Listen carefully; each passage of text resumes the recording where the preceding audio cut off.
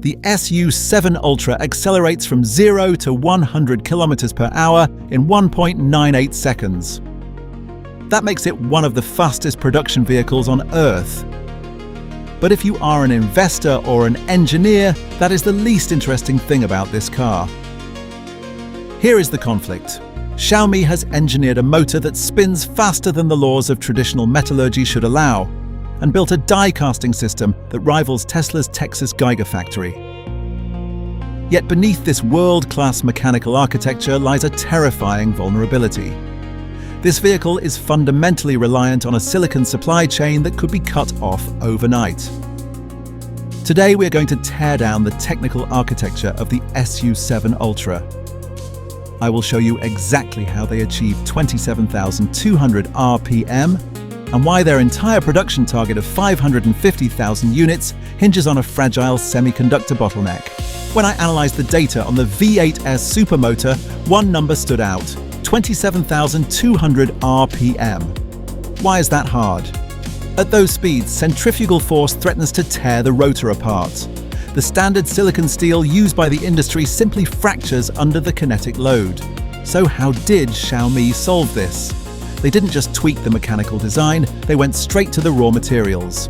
Using an AI simulation model, their team screened over 100 batches to develop a proprietary 960 megapascals ultra-high-strength silicon steel. This material has twice the yield strength of standard motor steel.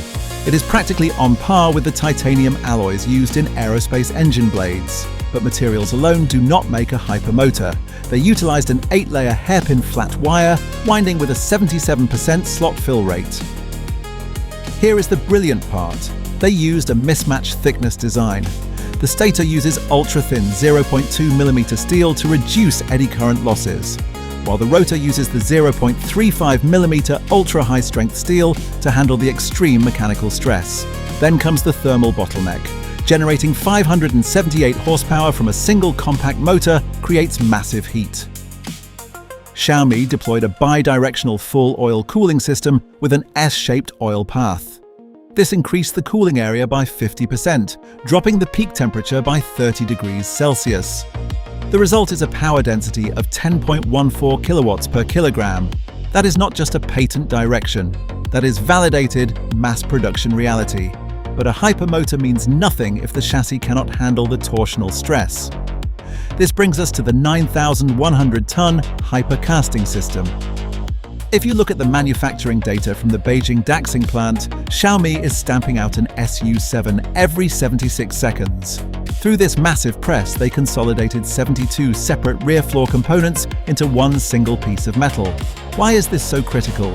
It reduces vehicle weight by 17%, lowers cabin noise by 2 decibels, and pushes torsional stiffness to an absurd 51,000 Newton meters per degree, roughly double that of a traditional internal combustion engine vehicle.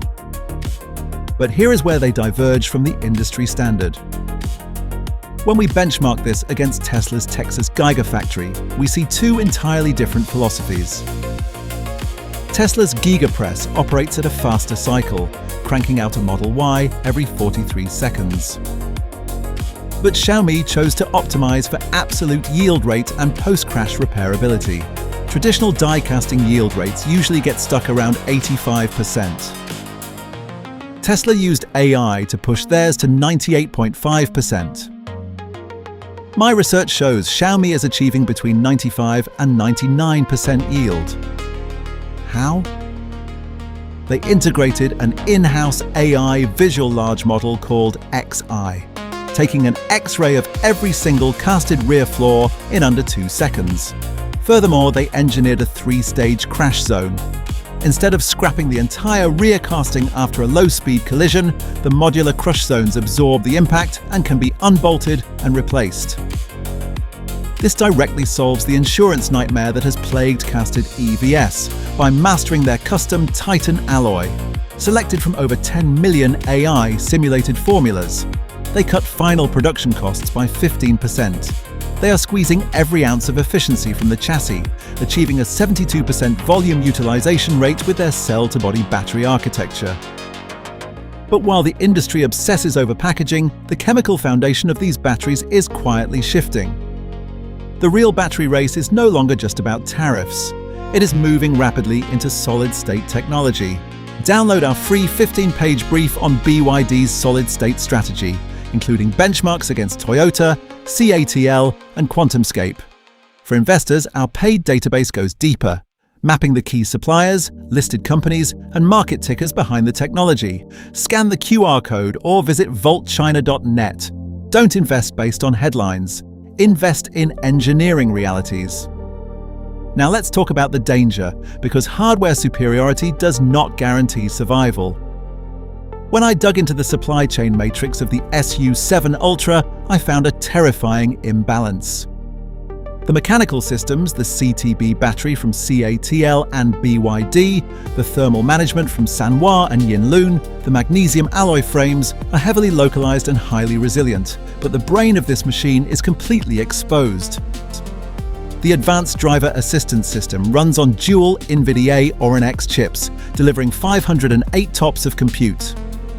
The smart cockpit relies on the Qualcomm Snapdragon 8295. Together, these chips cost roughly 16,000 RMB per vehicle. Here is the brutal reality. Xiaomi's production is currently constrained by NVIDIA's supply cap of 80,000 chips per quarter. More importantly, they are entirely dependent on US-controlled semiconductor nodes. Internal documents show Xiaomi's custom O1 chip sits safely at 19 billion transistors, just under the radar. But if the geopolitical temperature rises, their entire high-end EV production line could halt. The exact same vulnerability exists in the power electronics. To handle the extreme currents of the V8S motor without melting the inverters, you need silicon carbide, or SiC, silicon carbide MOSFETs.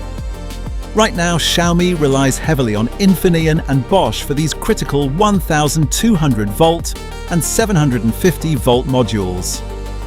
While domestic players like Yangji Technology are entering the supply chain to reduce costs, the absolute highest-end power modules still flow from Europe and the US. Here is my ultimate verdict. From an engineering perspective, the Xiaomi SU7 Ultra is a masterpiece of integration. Achieving a sub-2-second acceleration while maintaining a mass production yield of over 95% on a 9,100-ton casting is staggering. But the underlying logic of the EV market has shifted. It is no longer just about who can build the fastest motor or the biggest die-casting machine. It is about who controls the deepest layers of the supply chain. Xiaomi has won the mechanical battle. But the semiconductor war has just begun. Do you think Chinese OEMs can achieve complete silicon independence before the next wave of supply chain shocks? Let me know your thoughts down below. Subscribe to master the world's fastest moving tech market before your competitors do.